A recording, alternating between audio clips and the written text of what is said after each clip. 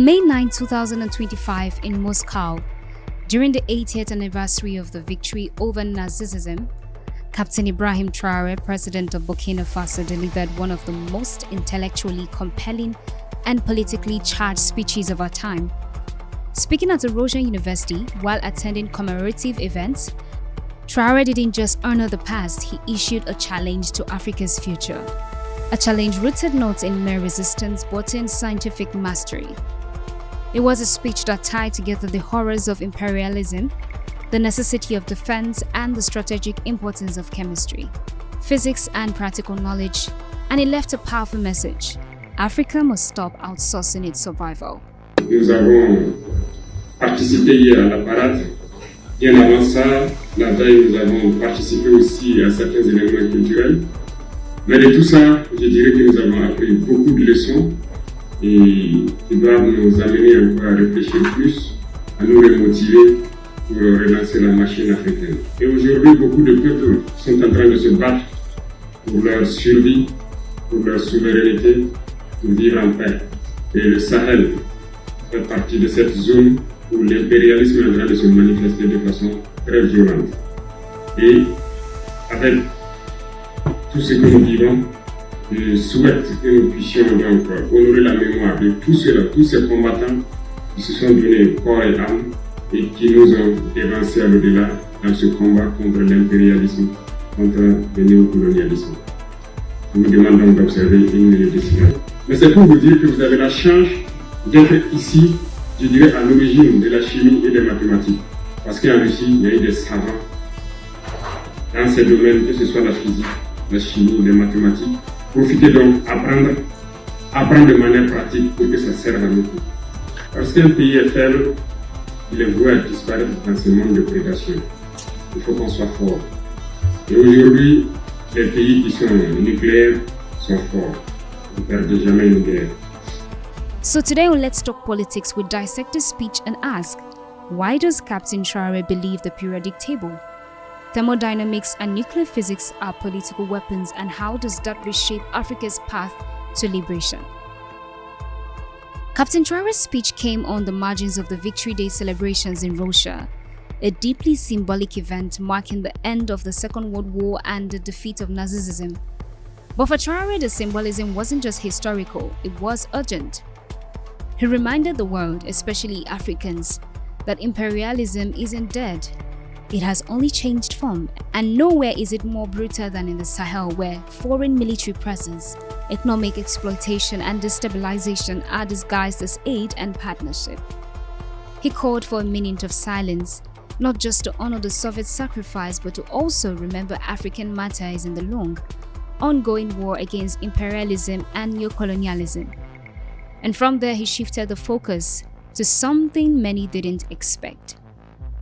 Standing before students at the University of Mendeleev in Moscow, Captain Traoré tapped into a part of African liberation that is rarely discussed: science.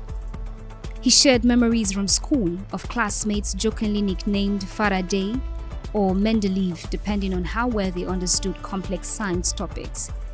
He spoke with passion about his own love for chemistry, the periodic table, and balancing equations, not as a politician but as a scientist at heart. But the message was clear: Africa doesn't just need politicians or soldiers, it needs chemists, engineers, physicists, people who can turn formulas into freedom. Captain Traoré then took the conversation deeper into the very mechanics of warfare. He asked, why does Africa keep buying weapons instead of building them? Why do we rely on foreign countries for explosives when the raw materials like cellulose are found in our own forest? Why haven't we mastered practical chemistry? His point: war is not just fought on battlefields, it's fought in labs. The nations that manufacture missiles, fuel, and explosives dominate those who only import them. And then he dropped the real question: if we can calculate enthalpy and reaction rates in school, why can't we produce rocket fuel in real life?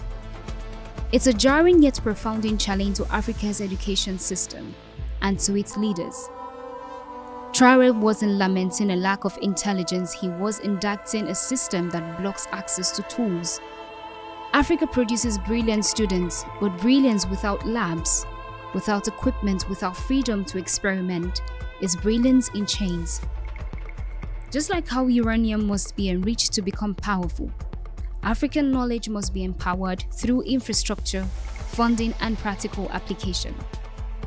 Because theory without practice is nothing more than political window dressing.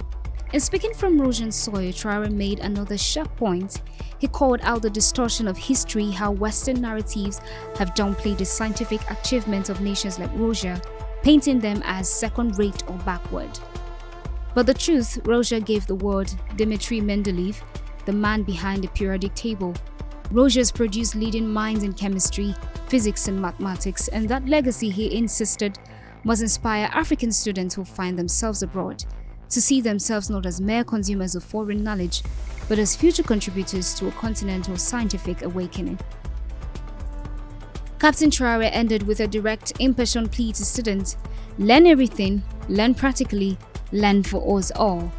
Because in his words, a single weak country is doomed to disappear in their predatory world. And that's not hyperbole, it's geopolitics. Today, nuclear-armed countries do not lose wars. Why? Because they master the invisible forces, atoms, particles, heat, pressure that determine who lives free and who lives under threat. So, Africa must not just educate, it must engineer. What Captain Ibrahim Traoré laid out in Moscow was not just a speech, it was a blueprint, a vision for a self-reliant Africa that doesn't just wave flags or chant slogans, but builds, invests, and defends itself with its own hands. This was not anti-Western rhetoric, this was pro-Africa realism. It was about power, and where power really comes from, not just in diplomacy, not just in arms, but in labs, reactors, equations, and applied knowledge. So as we reflect on his words, we must ask ourselves, who builds the technology, who controls the knowledge, and who shapes the future? And finally, what will we do to take back that control? Because in the world we live in, chemistry isn't just science, it's sovereignty. And until next time, stay informed, and above all, let's talk politics again on Naija Anchor News.